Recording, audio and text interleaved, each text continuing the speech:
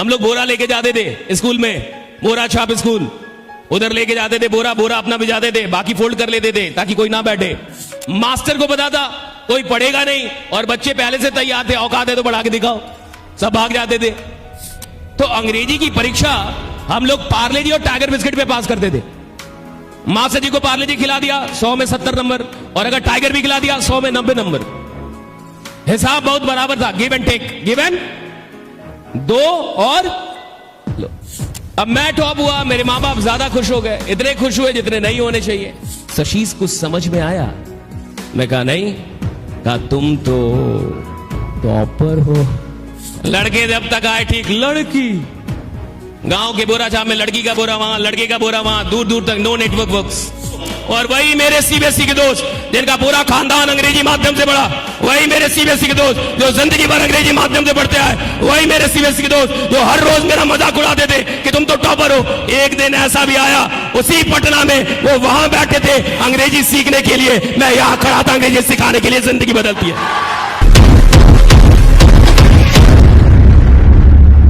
हम लोग आए गोपालगंज से। गोपालगंज जान रहे हैं? बिहार में एक जिला है गोपालगंज, वहां बाढ़ प्रभावित क्षेत्र, बाढ़ प्रभावित गांव से मैं निकला। हम लोग बोरा लेके जाते थे स्कूल में, बोरा छाप स्कूल, उधर लेके जाते थे बोरा, बोरा अपना भिजाते थे, बाकी फोल्ड कर लेते थे ताकि कोई ना बैठे।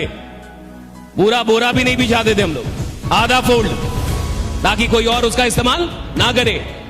और हिंदी माध्यम बिहार से अगर आप हैं, आपको पता होगा मैट्रिक में बिहार में अंग्रेजी अनिवार्य विषय नहीं है।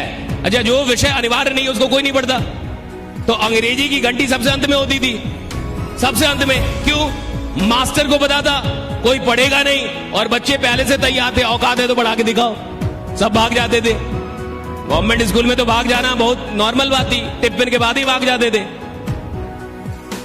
तो इस तरीके से कोई भी इंसान अंग्रेजी पढ़ता नहीं था। और छठी क्लास में अंग्रेजी शुरू होती थी, और जब छठी क्लास में अंग्रेजी शुरू होती थी तो अंग्रेजी की परीक्षा हम लोग पार्ले जी और टाइगर बिस्किट पे पास करते थे। मास्टर जी को पार्ले जी खिला दिया 100 में 70 नंबर, और अगर टाइगर भी खिला दिया 100 में 90 नंबर। हिसाब बहुत बराबर था, give and take, give and दो और हम लोग जब 8वीं में आए, 8वीं क्लास में, तो बोर्ड एग्जाम हो गया। बोर्ड एग्जाम समझते हैं आप? बिहार में एक बार 8वीं में बोर्ड हो गया था, उसी बोर्ड में हम लोग फंस गए। और उस बोर्ड एग्जाम में आप में से बहुत सारे लोगों ने 10th का बोर्ड तो दिया होगा। कितने लोगों ने 10th का बोर्ड दिया है? हाथ उठाएं। कितने लोग पास हुए हैं? कितने लोग ईमानदारी से पास हुए हैं? वो हाथ उठाएं। इतना ईमानदार है लोग, हैं? Very good. सही में ईमानदारी से पास किए थे?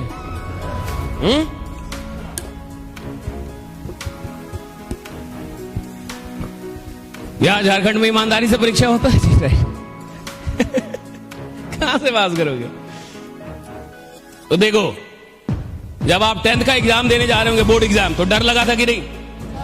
पहली बार जब आज इंसान बोर्ड एग्जाम देने जाता है तो उसको डर लगता है साहब। और एक लड़के के साथ उसका पूरा खानदान जाता है, खानदान के 7-8 लोग जाते हैं, ऐसा लगता है कि पाकिस्तान से युद्ध है। सिंपल बोर्ड एग्जाम है।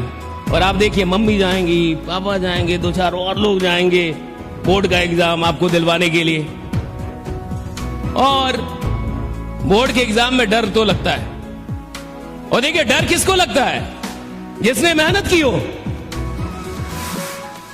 अगर आपने परीक्षा की तैयारी की है, परीक्षा से जुड़े कुछ सपने हैं आपके कि मेरे को 80% आना चाहिए, 90%, तो आपको डर लगेगा।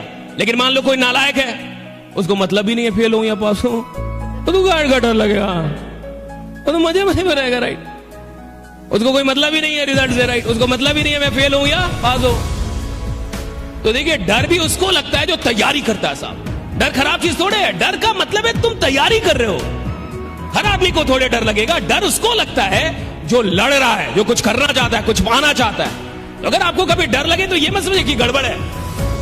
डर लग रहा है यानी ठीक है, आप तैयारी कर रहे हैं, कुछ कर रहे हैं आप। नालायक आदमी को किसी बात की डर नहीं है जी। तो 8वीं की एग्जाम में क्या हुआ? सौभाग्य या दुर्भाग्य से, फॉर्चुनेटली और unfortunately, I become the topper of my district में, पूरे गोपालगंज डिस्ट्रिक्ट का टॉपर हो गया 8वीं की बोर्ड में। राइट, जब रिजल्ट आया, जब मैं टॉप आया तो मेरे माँ बाप बहुत खुश हो गए, इतने खुश हो गए जितना नहीं होना चाहिए। हर चीज एक लिमिट में होना चाहिए।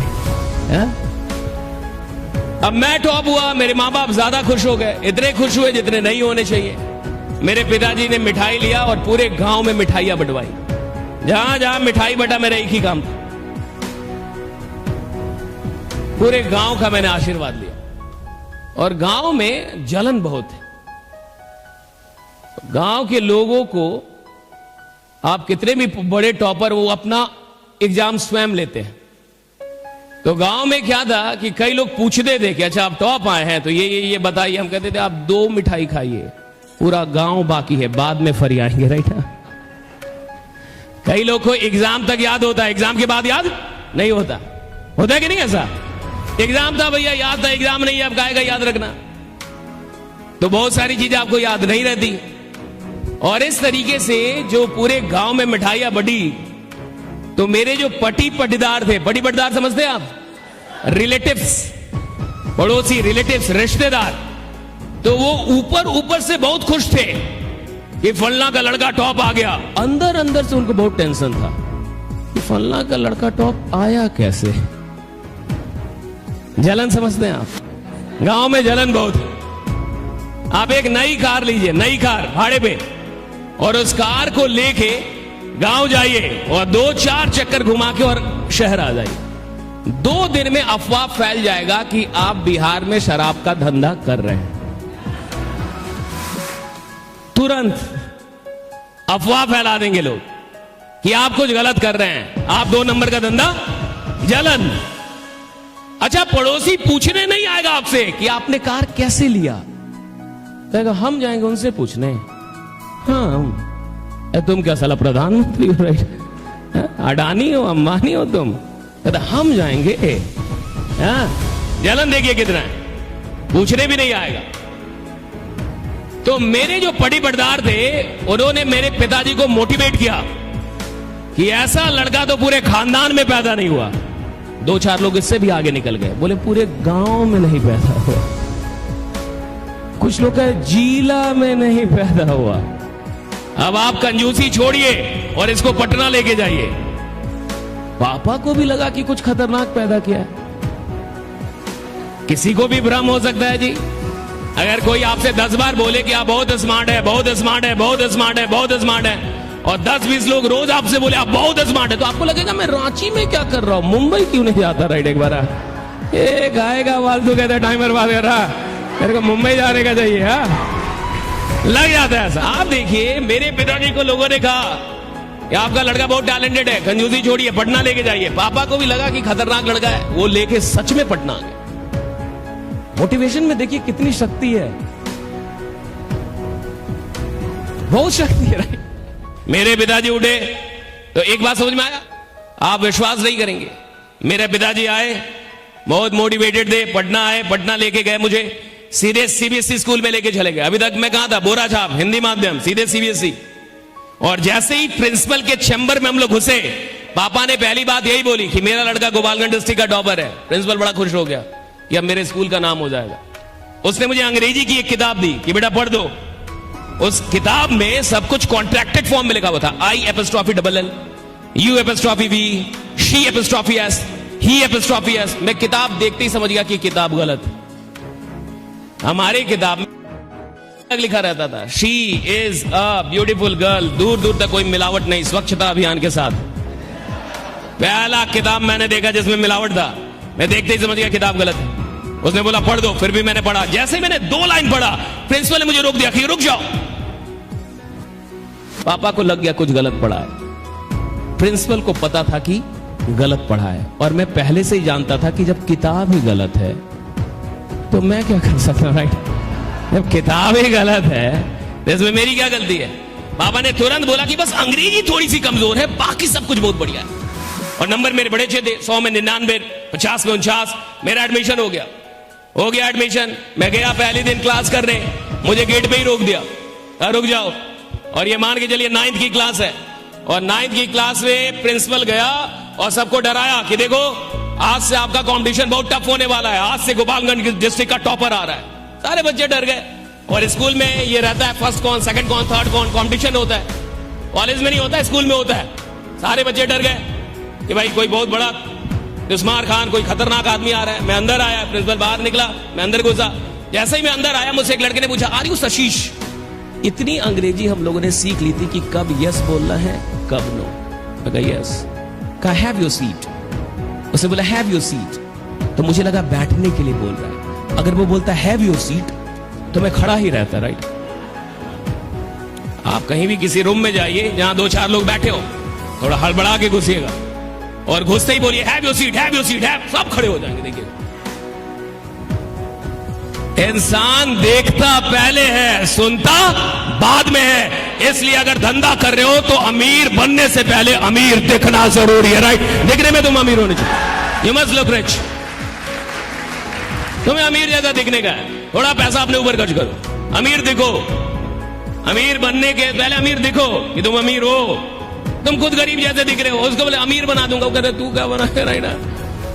अमीर दिखना पड़ेगा था अमीर बनने के लिए, इट्स वेरी इंपॉर्टेंट। दुनिया पहले देखती है, बाद में सुनती है। उसने बोला हैव योर सीट, में बैठ गया। केमिस्ट्री के टीचर आए, और केमिस्ट्री के टीचर आए, बोर्ड पे ऐसे लिखना शुरू किए। हमको लगा घर में झगड़ा हो गया है, तो क्या क्लास आना जरूरी है? इसको कर्सिव राइटिंग बोलते हैं, ऐसे ऐसे मिलावट हमने आज तक नहीं देखी थी। तो हमने बगल वाले का देखना शुरू किया, क्योंकि मुझे समझ में नहीं आ रहा था बोर्ड पे चल क्या रहा है। बगल वाले का मैंने देखना शुरू किया, बगल वाले ने देख लिया कि शशीश देख रहा है। जैसे ही केमिस्ट्री के टीचर बाहर गए, उसने मुझसे पहला सवाल किया, शशीश डिड यू गेट एनीथिंग? मैंने कहा डिड यू गेट एनीथिंग? मैंने कहा तो समझ गया कि इसको अंग्रेजी नहीं आती। तो उसने हिंदी में मुझसे पूछा, शशीश कुछ समझ में आया? मैं कहा नहीं। कहा तुम तो टॉपर हो। एक को पता चला, दूसरे को पता चला, पूरे क्लास को पता चल गया कि मुझे समझ में नहीं आ रहा। तो जब सारे क्लास को पता चल गया कि मुझे समझ में नहीं आ रहा, तो क्या आके एक एक करके कंफर्म करना जरूरी है? बट सीबीएसई के दोस्त हर क्लास के बाद एक एक करके आते थे और मुझसे पूछते थे, शशीश को समझ में आया? मैंने कहा कि नहीं। तुम तो टॉपर हो। लड़के जब तक आए ठीक, लड़की गांव के बोरा छाप में लड़की का बोरा वहां, लड़के का बोरा वहां, दूर दूर तक नो नेटवर्क वर्क्स। उसमें भी हम लोग मास्टर जी के चहते वाले स्टूडेंट। मास्टर जी का लोटा कौन लाएगा, मास्टर जी का पानी कौन लाएगा, मास्टर जी का भूजा कौन लाएगा, मास्टर जी का चेयर, वो वाले मास्टर जी से जुड़े हुए लोग। लड़की जैसे सच्ची में नहीं आ रहा, राइट। ये बता, यही पूछेगी। And for 8 and 9 months I struggled to cope up with English medium school, right? I tried very hard to understand the things in English medium, but I could not. बड़ी कोशिश की कि मुझे चीजें अंग्रेजी माध्यम में समझ में आ जाए, बट नहीं आई। और 8 से 9 महीने के बाद when one day I could finally realize that I cannot go with CBSE, I went to my father, surrendered before him, saying, पापा मुझसे नहीं होगा। और अगर मैं सीबीएसई में रहा तो मेरा तो 1 साल जाएगा। नाक आपकी कटेगी, मिठाई आप बंटवाए थे, मैंने मना किया था मिठाई मत बंटवाई, राइट। पापा समझ गए। गांव के लोग बोलेंगे 8वीं का टॉपर मैट्रिक में। पापा को बोला, मैंने क्या इज्जत रहेगी? पापा समझ गए इज्जत नहीं रहेगी। पापा को मेरी बात समझ में आई और वो मुझे मेरी औकात पे लेके आया और मैं हिंदी माध्यम में आ गया। फिर से सीबीएसई स्कूल छोड़ दिया, अपनी औकात में आया। आई पास माई 10th matriculation, then I passed my intermediate, and after passing my intermediate I started learning English. कहां से? He is a boy, she is a girl, that is a fan, that is a table, that is a podium. बिल्कुल basic से मैंने सीखना शुरू किया। And it took me 8 and 9 months, और मुझे लगभग 8 से 9 महीने लगे। And after 8 and 9 months I was the youngest faculty of English at Patna. मैं पटना के बड़े बड़े ब्रांड्स में 17 साल की उम्र में मैंने पढ़ाना शुरू कर दिया था। जितने भी टॉप ब्रांड्स है पटना में इंग्लिश के, right. And what happened one day, और एक दिन क्या हुआ, I was given an advanced English batch, and what happens in advanced English batch is that the teachers are not allowed to speak in any other language except English. So I took the class for 1.5 hours complete in English. Advance English की batches में क्या होता है कि शिक्षक को किसी और भाषा में बोलने की इजाजत नहीं होती। तो मैंने लगभग 1.5 घंटे की क्लास बिल्कुल अंग्रेजी माध्यम में ली, एकदम अंग्रेजी बोल के ली। और जैसे ही मैं क्लास के बाहर आया, as I came out of the class, suddenly girl followed me. एक लड़की ने मुझे फॉलो किया एंड शी नॉक्ड मी, उसने मुझे नॉक किया। She asked me, hello are you Shashish? उसने मुझे पूछा, क्या तुम शशीश हो? मैंने कहा yes I am Shashish. What क्या बात? उसने मुझसे दूसरा सवाल किया, have you been living in Patna for the last 5 and 6 years?